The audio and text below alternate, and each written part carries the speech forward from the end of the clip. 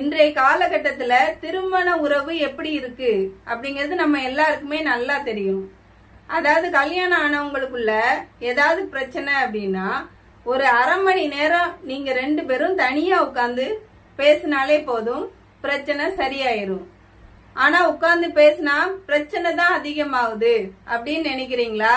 உட்கார்ந்து பேசும்போது கணவனோ மனைவியோ அவங்களுக்கு நடுவுல இருக்கிற ஈகோவை எடுத்து தள்ளிட்டு தானும் தப்பு பண்ணிருக்க வாய்ப்பு இருக்கு, தான் 100% சரியானவங்க கிடையாது அப்படிங்கறத மனசுல வச்சுக்கிட்டு 2 பேரும் உட்கார்ந்து பேசினாலே எல்லா பிரச்சனையும் சரியாகும்.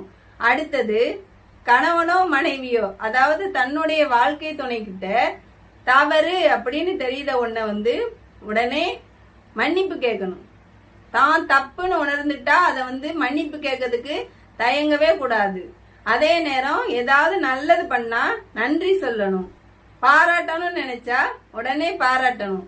நாங்க தான் ஈருடல் ஒரு உயிரா இருக்குமே, எங்களுக்கு இது ஏன் தேவை அப்படின்னு நினைக்காதீங்க.